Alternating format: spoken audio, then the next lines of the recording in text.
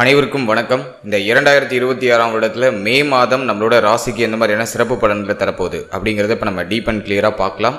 வீடியோட எண்டில் நிறைய கிளாரிட்டி கொடுத்துருக்கேன். மறக்காமல் வீடியோ முழுமையாக பாருங்கள். மேலும் பதிவை ஸ்டார்ட் பண்ணுறதுக்கு முன்னாடி நம்ம சேனலை நீங்கள் சப்ஸ்கிரைப் பண்ணாமல் இருக்கீங்கன்னா மறக்காமல் சப்ஸ்கிரைப் பண்ணிக்கோங்க.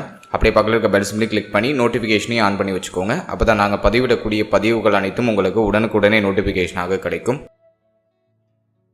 இப்போது காலபுருஷனுக்கு 5வது வீடா வரக்கூடியது சிம்மம். சிம்மத்துடைய அதிபதி நவகிரகங்களுடைய நாயகனாக பார்க்கக்கூடிய சூரிய பகவான். இந்த மே மாதத்தை பொறுத்த வரைக்கும் நம்மளோட ராசிக்கு 8ஆம் இடம், 9ஆம் இடம், 10ஆம் இடம், 11ஆம் இடம் இந்த ஸ்தானங்கள்லாம் ஆக்டிவேஷன் ஆகுது. மாத கிரகங்களால இந்த 4 பாவகமும் ஆக்டிவேட் ஆக போகுது. இதுல மெயினா நம்ம பாக்குறது நம்மளுடைய ராசிநாதன் இந்த மாதத்துல உச்சம். அது நமக்கு இருக்கிற ஒரு பெரிய அட்வான்டேஜ். அதாவது சூரியன் இந்த மாதத்துல மேஷத்துல உச்ச பலத்தோட புதனோட இணைஞ்சிருப்பாரு. ரொம்ப நல்ல விஷயம். தன குடும்ப வாக்கு ஸ்தானாதிபதி அப்படின்னு சொல்லக்கூடிய புதன், மேலும் லாபாதிபதி, மூத்த சகோதர ஸ்தானாதிபதி அப்படின்னு அழைக்கப்படக்கூடிய அந்த புத பகவானோட சூரியன் இணைந்து அதுவும் பாக்கிய ஸ்தானத்தில் இருக்கிறது ஒரு அதிர்ஷ்டமான அமைப்பு. புதன் ஆதித்ய யோகத்தை சிம்ம ராசிக்காரர்களுக்கு பிரமாதமா கிரியேட் பண்ணி கொடுக்குது. அதே போல மாதத்தோட செகண்ட் ஹாஃப்ல குருவும் சுக்கிரனும் இணைஞ்சிருவாங்க. அசுர குரு தேவகுரு 2 இணைகிறாங்க. அதை நம்ம அதிர்ஷ்ட யோகம் அப்படின்னு சொல்றோம். என்னதான் குரு சுக்கிரன் இணையக்கூடாத ஒரு அமைப்பாக இருந்தாலும், அதாவது தேவகுருவும் அசுரகுருவும் இணையக்கூடாத அமைப்பாக இருந்தாலும், லாபஸ்தானத்துல இந்த 2 கிரகமும் இணைஞ்சிருக்கிறது ரொம்ப நல்லது. 11ஆம் பாவகத்தை மிக மிக வலிமைப்படுத்தும். அதுவும் சுக்கிரன் நமக்கு 3, 10க்கு அதிபதியா வந்துடுவார. ஒரு 11ஆம் இடத்துல இருக்கிறது ஒரு வகையில நல்லது. குரு நமக்கு பஞ்சமாதிபதி பிளஸ் அஷ்டமாதிபதி, அவர் லாபஸ்தானத்தில் இருக்கிறது ஒரு வகையில நல்லது. அடுத்த இந்த மாதத்துல செவ்வாய் சனி கூட்டணி மாதத்தோட பிகினிங்ல நம்மளோட ராசிக்கு 8ஆம் இடத்துல இருக்கும். அஷ்டமத்துல செவ்வாய் சனி கூட்டணி தான் பெரிய மைனஸ். 11ஆம் தேதி வரைக்கும் இந்த செவ்வாய் சனி கூட்டணி இருக்கு. 11ஆம் தேதி வரைக்கும் ரொம்ப ஆசிலேஷனா போகும். எதுவும் பெருசா நீங்க எதிர்பார்க்க முடியாது. ப்ராக்ரஸ்லாம் பெருசா இருக்காது. 11ஆம் தேதிக்கு பிறகுதான் இந்த மே மாதத்தோட முழுமையான பலன் அப்படிங்கிறது கிடைக்க ஆரம்பிக்கும். அதே போல சுக்கிரன் இந்த மாதத்தோட பிகினிங்ல பார்த்தோம்னா 10ஆம் இடத்துல ஆட்சியா இருப்பார். அதுவும் நமக்கு நல்லதுதான். சனி பார்வையில இருந்தாலும் பெருசா குற்றம் இல்லை. அடுத்தது நான் சிம்மத்துக்கு நான் பாக்குற 2 மைனஸ் என்னன்னாக்கா, ஒன்னு அஷ்டம சனி கடுமையா தாக்கிட்டு இருக்கு. யாருக்கும் மன ரீதியா பெருசா நிம்மதி இல்ல, குடும்பத்துல நிம்மதி இல்லாத ஒரு அமைப்பு இருக்கு. பேச்சால நிறைய பிரச்சனை வந்திருக்கும். அதே போல ஜென்ம கேது 7ஆம் இடத்துல ராகு, இதுவும் பெரிய மைனஸ் தான். மன வாழ்க்கை அப்படிங்கிறது பெருசா நிம்மதியை கொடுக்காது. திருமணமானவர்களுக்கெல்லாம் ஒரு மாதிரி போராட்டமான அமைப்பு, அல்லது வாழ்க்கைத்தினுடைய தேக ஆரோக்கியம் சார்ந்த வகையில ஒரு மாதிரி வருத்தம், மாத்தி ஏதாச்சும் ஒன்று பண்ணிட்டே இருக்கும். மேக்சிமம் பார்ட்னரோட ஒரு மாதிரி சண்டை சச்சரவு வாக்குவாதம், பேசிக்காம இருக்கிறது, முகம் கொடுத்து பேசிக்காம இருக்கிறது, இது போன்ற அமைப்புகள்லாம் நிறைய கிரியேட் பண்ணியிருக்கும். ஸோ அது 2 தான் நான் பெரிய மைனஸா பார்க்குறேன். மற்றபடி இந்த மே மாதம் ஏதாச்சும் மேஜரா ட்ரிபிள் இருக்கா அப்படின்னாக்கா, நம்மளுடைய ராசிநாதன் உச்சம் ஆயிடுறாரு. அது நமக்கு இருக்கிற ஒரு பெரிய அட்வான்டேஜ். மாதத்தோட பிகினிங்ல நமக்கு ரொம்ப சாதகமா இருக்கு. எதையும் சமாளிக்கிற வல்லமை கிரியேட் ஆயிடுது. அதே போல சுக்கிரன் ஆட்சி மாதத்தோட செகண்ட் ஹாஃப்ல லாபஸ்தானத்துல குரு சுக்கிரன் நினைவு அட்டகாசமா இருக்கு. இந்த மே மாதத்தை பொறுத்த வரைக்கும் முதல் 11 நாட்கள் மட்டும் எல்லா விஷயத்திலையும் கவனமா இருங்க. குடும்ப வாழ்க்கை,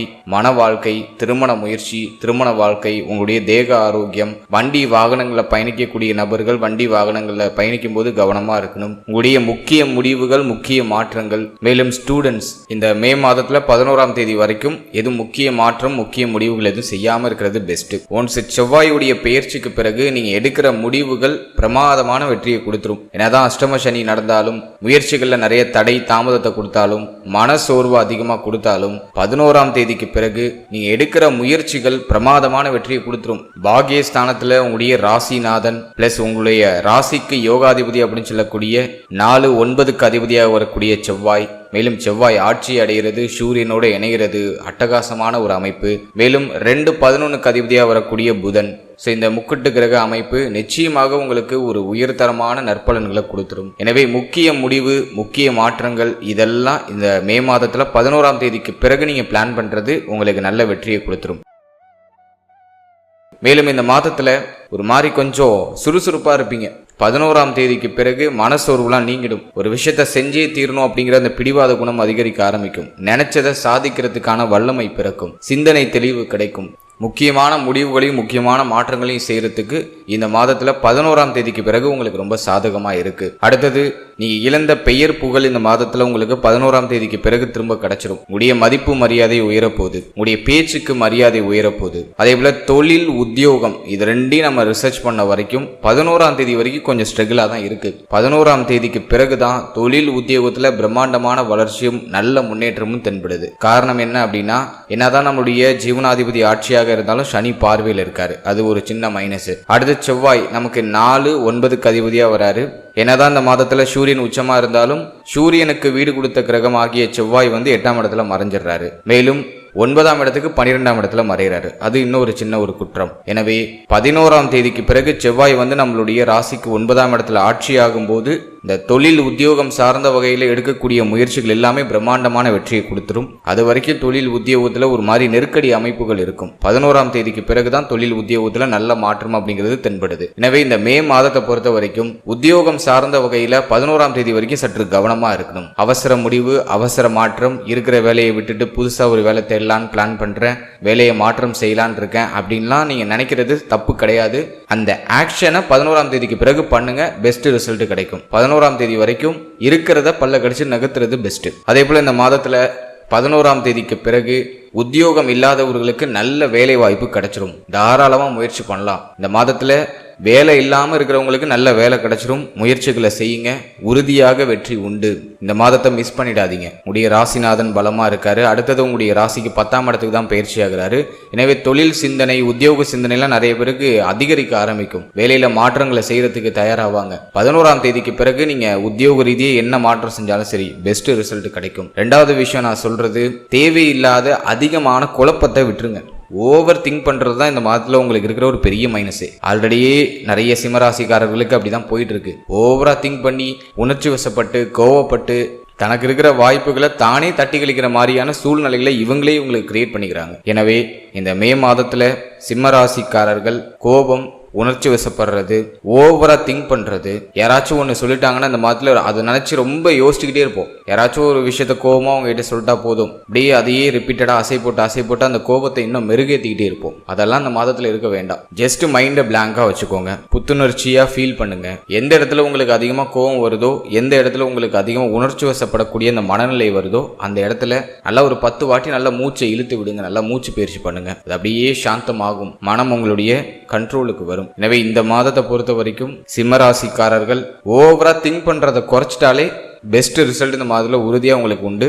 11ஆம் தேதிக்கு பிறகு உத்தியோக ரீதியா நிறைய வாய்ப்புகள் வரும். புதிய வாய்ப்புகள் அற்புதமா கிடைக்குது.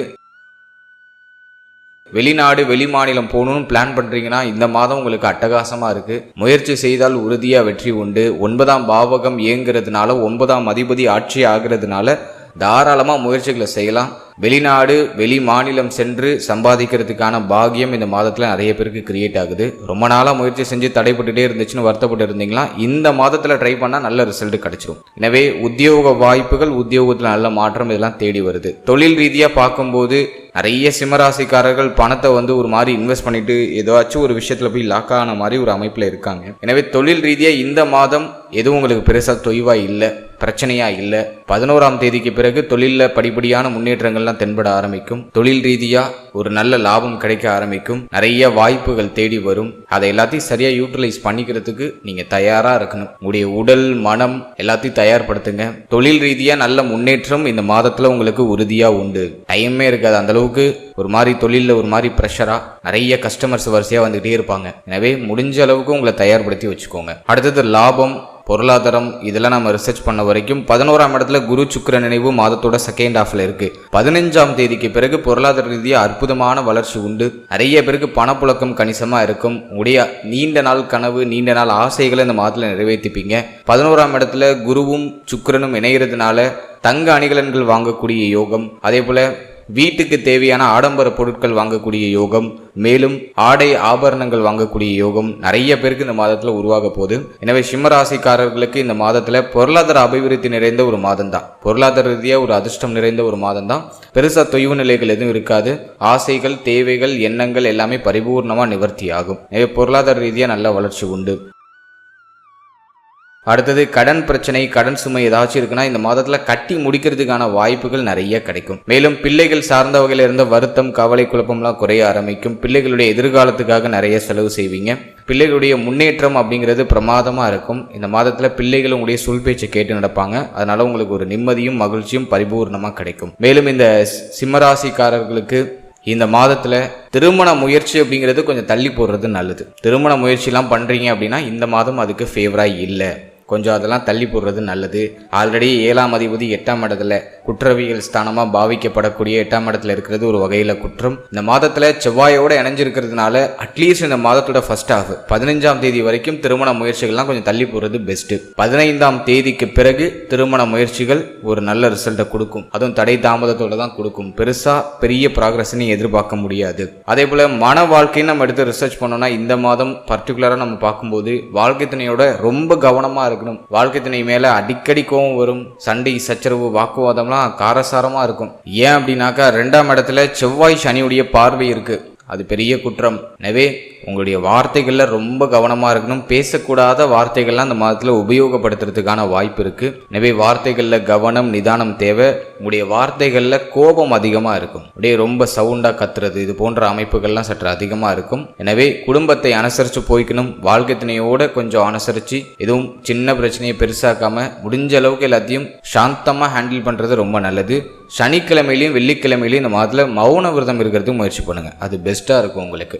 எனவே இந்த மே மாதத்தை பொறுத்த வரைக்கும் மன வாழ்க்கையில ரொம்ப கவனம் தேவை. வாழ்க்கையினுடைய தேக ஆரோக்கியம், மன ஆரோக்கியத்துல கூடுதல் விழிப்புணர்வு, கவனம் இருக்க வேண்டியது அவசியம். அடுத்த இந்த மாதத்துல ஸ்டூடெண்ட்ஸுக்கு நம்ம பார்க்கும்போது பாகியஸ்தானத்துல சூரியன் புதன் நினைவு இருக்கிறது நல்லது. அடுத்தது 10ஆம் இடத்துக்கு அதே அமைப்பு மாறிடும். எனவே இந்த மாதம் கல்வி ரீதியா நல்ல அற்புதமான மேன்மை உண்டு. உயர்கல்வி படிக்கக்கூடிய மாணவ மாணவிகளுக்கு நல்ல வழிகாட்டுதல் கிடைச்சிடும். இந்த மாதத்துல முக்கிய முடிவுகள் ஏதாச்சும் எடுக்க வேண்டியது, கல்வி ரீதியா எடுக்க வேண்டியது இருந்துச்சுன்னா 11ஆம் தேதிக்கு பிறகு பிளான் பண்ணுங்க.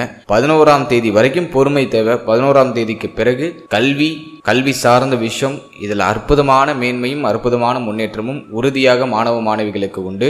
அதே போல இந்த மாதத்துல வெளிநாடு, வெளி மாநிலம் போய் படிக்கிறதுக்கான வாய்ப்பு நிறைய ஸ்டூடெண்ட்ஸுக்கு கிடைக்கும். அப்படி ஏதாச்சும் முயற்சி செய்றீங்கன்னா தாராளமாக இந்த மாதத்துல முயற்சி செய்யலாம். நல்ல வெற்றிகள் இந்த மாதத்துல உண்டு. எனவே கல்வி ரீதியாக எதுவும் பெருசா தொய்வு நிலையா தெரியல, பாசிட்டிவா தான் இருக்கு ஸ்டூடெண்ட்ஸுக்கு. அடுத்தது நம்ம பார்க்கறது தேக ஆரோக்கியம் சார்ந்த விஷயம். தேக ஆரோக்கியத்தை பொறுத்த வரைக்கும் 8ஆம் இடத்துல செவ்வாய் சனி கூட்டணி இருக்கு. அது அந்த அளவுக்கு நல்லது இல்லை.